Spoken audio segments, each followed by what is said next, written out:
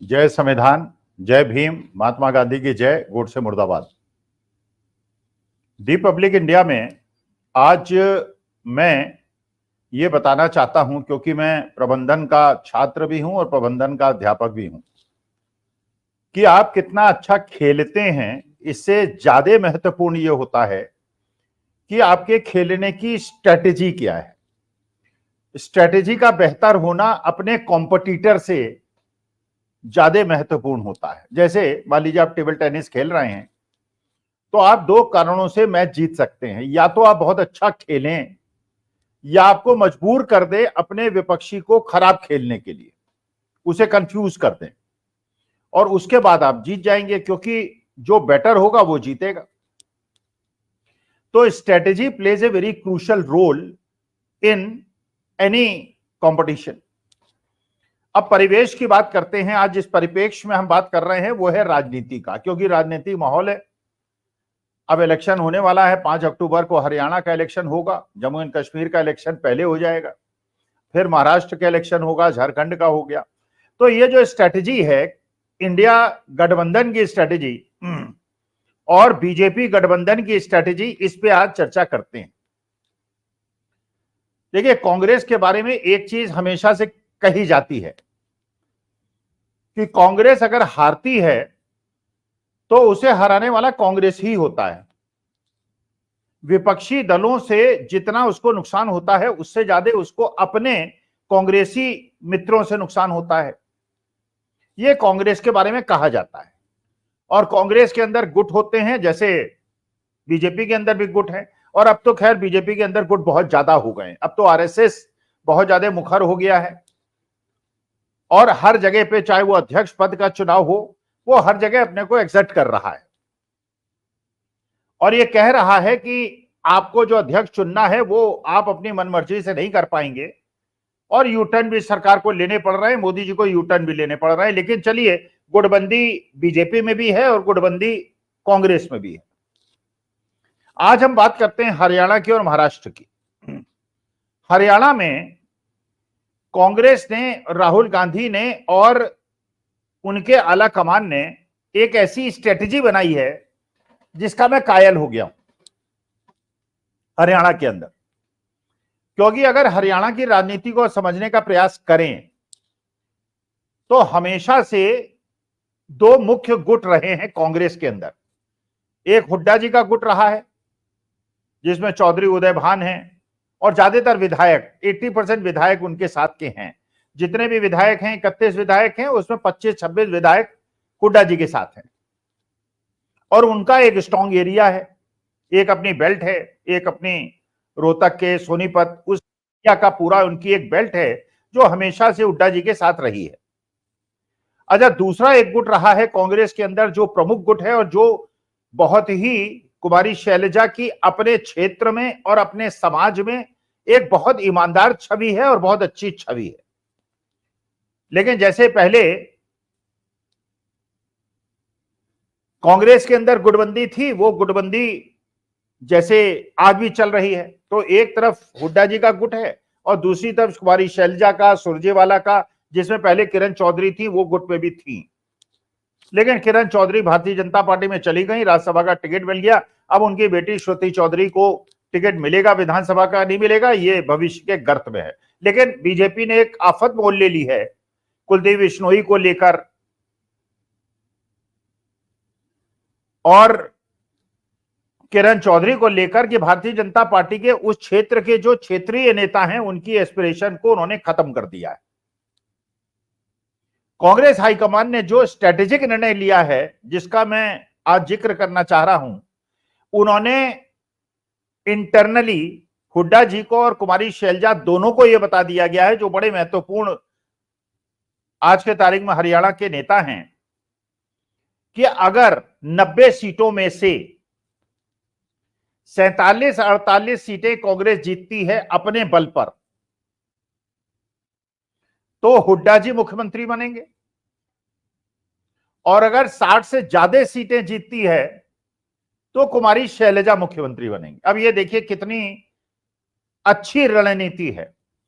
अच्छी रणनीति यह है कि ये मानी बात है कि आज जो टिकट वितरण होगा उस टिकट वितरण में 70-80% सीटें हुड्डा जी के गुट को मिलेंगी, क्योंकि पिछली बार भी यह हुआ था कि कांग्रेस ने लास्ट मोमेंट तक डिक्लेयर नहीं किया था कि लीडरशिप किसके हाथ में रहेगी, और जब इलेक्शन के कुछ दिन पहले उन्होंने डिक्लेयर किया हुड्डा जी को, इसके बावजूद कांग्रेस को 31 सीटें मिली, जो एक रेस्पेक्टेबल स्कोर था उस समय के, अगर अनुमान के अनुसार देखा जाए, जब सब सोच रहे थे कि कांग्रेस वाइप आउट हो जाएगी। इसका माने हुड्डा जी का प्रभुत्व तो है। यह भी बात पक्की है 15 सीटों के करीब शैलजा और सुरजेवाला गुट को मिलेंगे, जो अपने क्षेत्र में जिन कैंडिडेट्स के लिए वो पैरवी कर रही हैं और जिनके लिए वो संघर्ष कर रही हैं, वो सीटें उनको मिलेंगी। तो ज्यादा सीटें तो हुड्डा जी के लोग लड़ेंगे और कम सीटें, मतलब 25% सीटें शैलजा और सुरजेवाला के लोग लड़ेंगे और बाकी 75% सीटें हुड्डा जी के लोग लड़ेंगे। बात तो स्पष्ट है। अब ये जो फॉर्मूला दिया गया है कि अगर 45-47 सीटें जीते तब तो हुड्डा जी मुख्यमंत्री बनेंगे। अब ये हुड्डा जी के जब 75% लोग चुनाव लड़ रहे हैं तो वो ये जोखिम तो वो उठा नहीं सकते कि अपने लोगों को हरवा दें, वरना एक नॉर्मल फिनोमेना, साइकोलॉजिकल फिनोमेना हो सकता था कि हुड्डा जी सोचते कि भाई सीटें कम कराओ जिससे कि मैं मुख्यमंत्री बनूं और कुमारी शैलजा मुख्यमंत्री न बने, तो 45-47, लेकिन वो सीमा तो कर नहीं सकते क्योंकि 75% सीटें उन्हीं के लोगों को मिल रही है, लोगों को मिल रही है, और उनमें से वो क्योंकि उन्हीं के आदमी हैं तो उन्हें हराने का जोखिम तो उठा नहीं सकते। और जो 25% सीटें कुमारी शैलजा और सुरजेवाला को मिल रही हैं, ये आदमियों को मिल रही हैं, वहां पे प्रभाव ही कुमारी शैलजा का और सुरजेवाला का है, वहां पे हुड्डा जी का प्रभाव ही नहीं है, तो वहां वो हस्तक्षेप भी नहीं कर सकते। और क्योंकि वहां पे कैंडिडेट कुमारी शैलजा के हैं और सुरजेवाला के हैं, तो वो पूरी जान अपनी लगा देंगे उन 25% लोगों को जिताने के लिए। और शैलजा ये भी जानती हैं कि अगर इस फॉर्मूले के अनुसार कि अगर 60-65 सीटों से ऊपर मिला तो कुमारी शैलजा मुख्यमंत्री बनेंगी, वो अपनी जान लगा देंगे 25% सीटों में 80-90% लोगों को जिताने के लिए, जहां उनका अपना प्रभाव क्षेत्र है।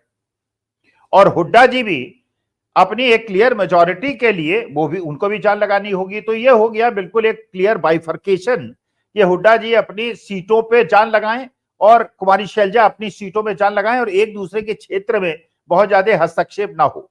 अच्छा, दोनों बड़े महत्वपूर्ण समाज का रिप्रेजेंटेशन करते हैं, जो हरियाणा के अंदर सबसे बड़े समाज हैं। हरियाणा के अंदर 22-23% जाट वोट हैं, जो बिल्कुल हुड्डा जी के समर्थक माने जाते हैं, और जजपा के बहुत कमजोर हो जाने की वजह से आज वो पूरा मैदान साफ है और हुड्डा जी के साथ है। दलित समुदाय जो भी 23-24-25% है, वो भी कुमारी शैलजा से प्रभावित है, और कुमारी शैलजा के पिताजी भी मंत्री रहे और कांग्रेस के, और बड़े ईमानदार व्यक्तियों में उनकी छवि हुआ करती थी। और कुमारी शैलजा की भी एक बड़ी ईमानदार और एक कर्मठ नेता की छवि है, और उन्होंने पार्लियामेंट का इलेक्शन भी जीता है, और उनकी एक पूरी फॉलोइंग है, उसी प्रकार की फॉलोइंग है जैसे हुड्डा जी की फॉलोइंग है। तो दोनों लोगों को आपस में सामंजस्य स्थापित करने के लिए इससे बढ़िया कोई फॉर्मूला नहीं हो सकता कि दोनों अपनी जान लगाएं, दोनों अपने अपने क्षेत्रों में काम करें, और क्षेत्रों में काम कम करके जो अपने 75% सीटें मिले हुड्डा जी को उसमें वो जिताएं, और जो कुमारी शैलजा को 25% सीटें मिले वो जिताएं। कुमारी शैलजा कोशिश करें कि 65-70 सीटें मिलें कांग्रेस को, और हुड्डा जी अपने, क्योंकि 75% लोग को टिकट मिल रहा है इसलिए वो वहां मेहनत करें, और दोनों अपने अपने क्षेत्रों में कांग्रेस को जिताएं और एक दूसरे के क्षेत्र में हस्तक्षेप ना करें। ये तो बात हो गई हरियाणा की, और ये स्ट्रेटेजी मुझे बहुत पसंद आई। अब बात करते हैं महाराष्ट्र की। महाराष्ट्र के अंदर आप जानते हैं कि वहां पे हिंदूवादी फोर्स बहुत स्ट्रांग है, और हमेशा से ये रहा है कि एक तरफ एनसीपी और कांग्रेस रहती थी और एक तरफ शिवसेना और बीजेपी रहती थी। जो हिंदूवादी फोर्सेस थी वो भारतीय जनता पार्टी और शिवसेना की तरफ रहती थी, और जो सेकुलर वोट्स थे, जो मराठा वोट्स थे और जो सेकुलर वोट्स थे जिसमें दलित समुदाय बहुत बड़ी संख्या में आता था, मुसलमान अल्पसंख्यक आता था, वो लोग कोशिश करते थे कि वो एनसीपी और कांग्रेस के साथ रहें, कभी ये जीतते थे, कभी वो जीतते थे। अब आज के तारीख में क्योंकि शिवसेना और एनसीपी आपस में बंटवारा हो गया है और अजीत पवार बहुत कमजोर हो गए हैं और शरद पवार बहुत मजबूत हो गए हैं, लेकिन शिवसेना के अंदर जो पार्लियामेंट इलेक्शन से इंडिकेशन मिलता है कि एकनाथ शिंदे और उद्धव ठाकरे करीब करीब बराबर की स्थिति में हैं। लेकिन ये वो स्थिति है क्योंकि पिछले पार्लियामेंट इलेक्शन में जब दोनों को चुनाव चिन्ह मिला था, उद्धव ठाकरे को और शरद पवार को, वो बहुत कम समय के अंदर गांव गांव तक अपने चुनाव चिन्ह को नहीं पहुंचा पाए थे। लेकिन तब भी अगर इतना रिस्पेक्टेबल 10 में से 8 सीटें एनसीपी जीत जाती है और उद्धव ठाकरे भी अच्छा परफॉर्म करते हैं, तो अब तो 3-4 महीने और बीत गए, अब तो और ज्यादा परकोलेट डाउन करने का उन्हें मौका मिलेगा, गांव गांव तक अपने चुनाव चिन्ह को पहुंचाने का मौका मिलेगा। तो वो स्थिति में 3-4% का वोट इंक्रीज होगा। अब प्रश्न यह आया, जो स्ट्रेटेजी का प्रश्न है कि जो महाविकास अघाड़ी है उसमें नेतृत्व किसको दिया जाए, किसको प्रोजेक्ट किया जाए as chief minister. Uddhav Thackeray को किया जाए, शरद पवार के किसी व्यक्ति को किया जाए, या कांग्रेस के किसी व्यक्ति को किया जाए। अब जरा समझिएगा, स्ट्रेटेजी के पॉइंट ऑफ व्यू से बोल रहा हूं। अगर उद्धव ठाकरे को प्रोजेक्ट कर सकते हैं, हो सकता है कि जो बहुत एक्सट्रीमली कमिटेड सेकुलर वोट है वो थोड़ा सा उद्वेलित हो। अगर शरद पवार को प्रोजेक्ट करते हैं या उनके या कांग्रेस के किसी को प्रोजेक्ट करते हैं, तो जो बहुत ज्यादा हिंदूवादी शक्ति वाले वोट्स हैं, जो सब्सटेंशियल हैं महाराष्ट्र के अंदर, वो बीजेपी की तरफ शिफ्ट कर सकते हैं। इसलिए एक स्ट्रेटेजिक डिसीजन तो ये होना बहुत जरूरी था, जो हुआ, कि हम किसी नेता को प्रोजेक्ट नहीं करेंगे। लेकिन एक इनडायरेक्ट मैसेज भी दे दिया गया जब शरद पवार ने कहा कि हमारा कोई भी एनसीपी का कैंडिडेट मुख्यमंत्री पद का दावेदार नहीं है, तो वहां तो बात खत्म हो गई। आधा सेकुलर जो वोट था उसे मैसेज दे दिया कि वी आर नॉट इंटरेस्टेड, और हिंदूवादी वोट्स को भी मैसेज दे दिया। अच्छा, जब राहुल गांधी से उद्धव ठाकरे दिल्ली आकर मिले तो राहुल गांधी ने उन्हें, और ये मैसेज सर्कुलेट किया पूरे मार्केट के अंदर, सोशल मीडिया में प्रचलित हुआ, कि राहुल गांधी ने उनसे कह दिया है कि अगर हमारी महाविकास अघाड़ी जीतती है तो उद्धव ठाकरे मुख्यमंत्री होंगे। लेकिन इसको फॉर्मलाइज अनाउंसमेंट नहीं हुआ। तो आपस में इंटीग्रेशन भी हो सेकुलर और हिंदुत्ववादी फोर्सेस का, और उद्धव ठाकरे का मैसेज देना राहुल गांधी का कि आप ही मुख्यमंत्री होंगे बट आपका नाम अभी डिक्लेयर नहीं होगा, उससे जो हिंदूवादी शक्तियों और उनके वोट्स को पूरी तरह से भारतीय जनता पार्टी की तरफ ले जाने का कुचक्र हो सकता था, वो कुचक्र फेल हो गया। अब तो वहां जितने भी मान लीजिए 40% हिंदूवादी वोट्स हैं, वो 40% में 35-37% बीजेपी की तरफ चले गए होते तो मानी बात है महाविकास अघाड़ी को परेशानी होती। लेकिन क्योंकि उद्धव ठाकरे को एक इनडायरेक्ट मैसेज है कि आप मुख्यमंत्री होंगे, तो उसमें 50-50 का डिवीजन होगा और सेकुलर वोट पूरी तरह से महाविकास अघाड़ी की तरफ होंगे, जो करीब 40% है। और जो अल्पसंख्यक वोट हैं, जो सब्सटेंशियल हैं महाराष्ट्र के अंदर, वो उद्धव ठाकरे को वोट न देते अगर उद्धव ठाकरे के सामने कोई सेकुलर कैंडिडेट होता। लेकिन अगर उद्धव ठाकरे के सामने बीजेपी का कैंडिडेट होगा तो वो उद्धव ठाकरे को वोट देंगे। तो जो कंसोलिडेशन ऑफ वोट होगा वो महाविकास अघाड़ी की तरफ हो जाएगा, कि आपने अनाउंस नहीं भी किया और आपने अनाउंस कर भी दिया। तो इस प्रकार से जो मैं एज ए स्ट्रेटेजिक मैनेजमेंट का छात्र और एक प्रोफेसर के रूप में देखता हूं, जो हरियाणा की स्ट्रेटेजी कांग्रेस ने बनाई है, कि जिसमें हुड्डा जी को भी मैसेज दिया है कि आपको भी पूरी मेहनत करनी होगी और शैलजा जी के क्षेत्र में जाके हस्तक्षेप नहीं करना होगा, और शैलजा जी को भी मैसेज है कि अगर आप पूरी जी जान लगाएंगी और 65 सीट से ऊपर लेके आएंगी तो आपको मुख्यमंत्री बनाया जाएगा। तो आप भी मेहनत कीजिए और हुड्डा जी भी मेहनत कीजिए और एक दूसरे के क्षेत्र में हस्तक्षेप करने का प्रयास मत कीजिए, जिससे कांग्रेस को ना हरा पाए।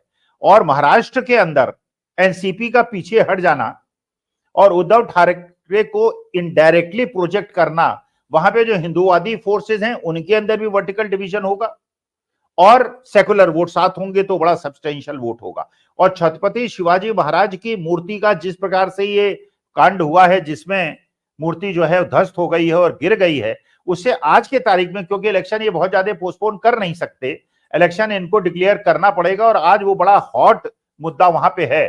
और उद्धव ठाकरे को जैसे एकनाथ शिंदे ने धोखा दिया और अजीत पवार ने जो बाद में मैसेजिंग की कि वो शरद पवार के पास वापस जाना चाहते हैं, और जैसे शिवसेना एकनाथ शिंदे के एक विधायक ने ओपनली स्टेटमेंट दिया कि जब मैं अंदर बैठता हूं और एनसीपी के विधायकों के साथ बैठता हूं तो मुझे उबकाई आती है। माने इस प्रकार का स्टेटमेंट देने का मतलब यह है कि एक तरफ जहां महायुति के अंदर आपसी संबंध बहुत ज्यादा खराब हो चुके हैं और किसी दिन भी टूट सकते हैं, महाविकास अघाड़ी में इस प्रकार का स्ट्रेटेजिक मूव मुझे लगता है बहुत दिनों के बाद देखने को मिल रहा है। और अगर कांग्रेसी शक्तियां जो उनके इंडिया गठबंधन के सहयोगी लोग हैं उनके साथ इस प्रकार से आगे बढ़ते हैं, जैसे हरियाणा के अंदर कहा जा रहा है समाजवादी पार्टी को भी एक सीट दी जा सकती है, सीपीएम को भी एक सीट दी जा सकती है, आम आदमी पार्टी को भी 5 सीटें दी जा सकती हैं, जिससे फोर्सेज यूनाइट होकर लड़ें और एक दूसरे के खिलाफ न बोलकर वो पूरा का पूरा जो एक एंटायर ब्लॉक है वो भारतीय जनता पार्टी के ऊपर अटैक करे। और क्योंकि 10 साल की एंटी इनकम्बेंसी है तो चुनाव जीतने में आसानी हो, क्योंकि ये चुनाव बहुत महत्वपूर्ण है असेंबली के। जम्मू एंड कश्मीर के, हरियाणा के, महाराष्ट्र के, झारखंड के और बाद में बिहार के, these elections are most important for the future political scenario of this country. तो मुझे ऐसा लगता है स्ट्रेटेजी वाइज कांग्रेस ने एज ले ली है और इस समय माननीय मोदी जी को विदेश नहीं जाना चाहिए था। राहुल गांधी को तो यूनिवर्सिटीज से इन्विटेशन था और वहां जाकर वो हिंदुस्तानियों से और वहां के इंटरनेशनल प्रेस क्लब जो है उससे वो मुखातिब होने वाले हैं। अब मोदी जी किस वजह से विदेश गए हैं इसकी मुझे जानकारी नहीं है, अगर दर्शकों को जानकारी हो तो बताइएगा। लेकिन just to compete if you are going abroad when the elections are on, Rahul Gandhi के पहले जो फॉरेन विजिट, अमेरिका विजिट थी वो 7 दिन की थी, उसे घटा के 3 दिन कर दिया गया है, क्योंकि वहां जो वो बात करने वाले हैं वहां के इंटेलेक्चुअल से बात करने वाले हैं, वहां की इंटरनेशनल प्रेस से बात करने वाले हैं, जिसका जब ये मैसेज बाहर आएगा तो लोग हिंदुस्तान के भी देखेंगे कि जिसको बाद में किस किस नाम से पुकारा गया वो वास्तविकता में वो आदमी है जो इंटरनेशनल इंटेलेक्चुअल फ्रेटर्निटी से सीधे बात कर सकता है। नमस्कार, धन्यवाद और प्रणाम।